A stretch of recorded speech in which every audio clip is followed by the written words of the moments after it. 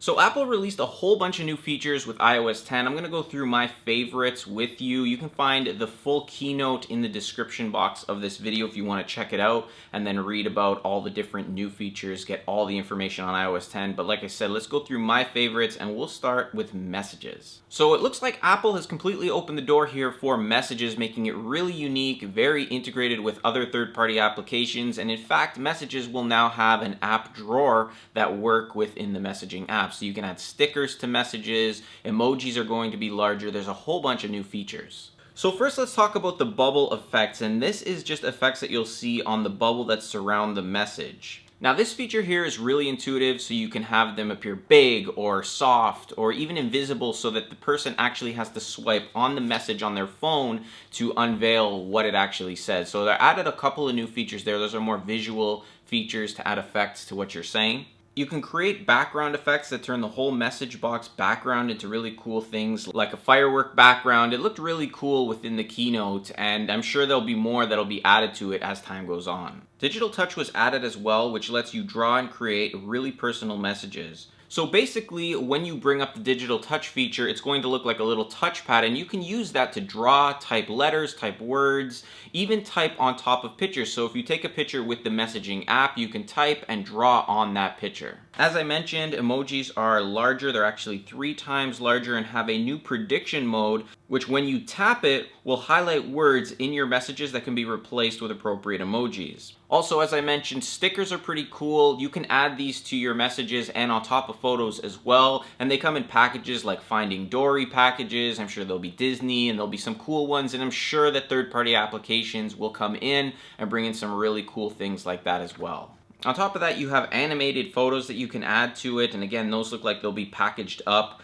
just like the stickers, and it looks like they've really turned messages into something that's really fun and interactive. Next, we have the lock screen, which was somewhat redesigned with some new features like widgets as well as more integration with 3D touch, but we're going to talk about that in a second because my favorite feature and one that I think you guys will appreciate most is something called raise to wake. So if your phone is down, you usually see the screen like this, but if you raise it now, it's going to show your lock screen. Also, as I mentioned, 3D touch has been integrated a lot with the lock screen, giving us the ability to now respond to messages, notifications, peek, and be much more interactive. Control Center was also given an update, so now when you swipe upwards and bring up your Control Center, you can swipe to the left, and that's going to bring up a new sort of quick setting for your music. Accessing the camera is no longer a swipe upwards, you're now going to swipe to the left, and then if you swipe from the left of your screen to the right, it's going to bring up a new widgets feature and widgets tab section, so you can access all your widgets that you've set up with your notification center, and that's awesome because these can be interactive, and if you have applications that have live feeds or videos, you can actually watch those from your lock screen and reply to messages and really get more interactive without even unlocking your phone. Next, we will talk Siri because that was given an update to be more improved, and it was actually added to Macs. So if you do have a Mac computer and you update to the latest version of Mac OS, which is called now, you'll be able to use Siri just like you do on your iPhone through your Mac, and it looked really cool during the keynote and had a lot of cool features. But that's not what we're talking about. We're talking about iOS 10, and Siri was given some updates, obviously improving its abilities and improving what you can ask it. But one of the features that really stood out to me was this new feature, and that's the ability to access third-party applications and actually send messages through them. So for example, if you don't use messages, you like to use WhatsApp or Facebook messages or any messaging service, you can pretty much say, Siri, send WhatsApp message to John, and then you can say your message, and it's going to work through the third-party application. Next, it's Photos, and Photos was updated with some cool new features like the ability to see photos you've taken on a map,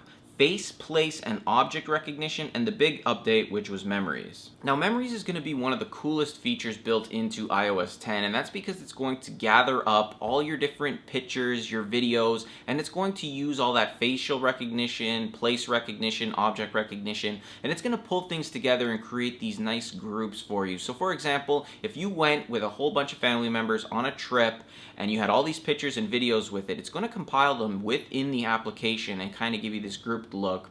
And not only that, it creates these nostalgic videos for you. And if you've ever been to a wedding, or if you've ever seen someone who's retired from a sporting event, they play those nostalgic videos on the big Titantron or on a screen.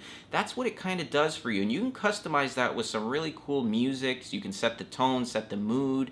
You can also choose the length to be longer or shorter. It really makes a great experience, and it really makes you look back on those times that you've taken pictures of. Music was redesigned as well to be a little bit more intuitive and focus on your music. So the first thing you're going to see now is your library and your music, and I think it's just logical to be that way. Your music right at the top, right there for you to access, and then everything else. They also added a new feature called For You, and this has a section which has discovery mixes suggested for you and curated playlists, which is just a good way to access new music based around the things you like to listen to already. Lastly, we're going to talk about the phone application and some of the new features that are built in. It may seem like phone is pretty basic, so what could you add to it? But they found a way to add something that I think is pretty useful, and that's transcribing your voicemails.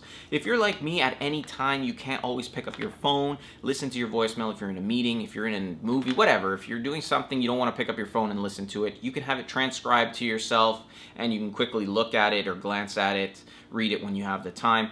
But that's a cool feature, and I know that a lot of people get spam calls. I get them all the time, and they leave these long voicemails. So if you think that those are going to come through as transcribed messages, Apple has teamed up with other apps that help against spam calls. So I'm not sure how these applications are going to determine what calls are spam or not, but they have ways of doing this, and hopefully that works out so that you can have the messages you want to receive transcribed, and those spam calls or messages just won't come through anymore. So those were my favorite features with iOS 10. There's a lot more that you can read about, so I'll keep some links in the description of other websites that have full rundowns on all the cool features that Apple announced. I'm sure we'll see more and find out more when the beta is released, and especially when the full version is released in the fall. But until then, take a look at these. Let me know in the comment box what you guys think of these new features, and if you think that Apple should have done more with iOS 10, if they should have done less, if they're going overboard. What do you think they should have done? As the design looks, they didn't really talk too much about the look of iOS 10. It seems to be the same look that we have with iOS 9,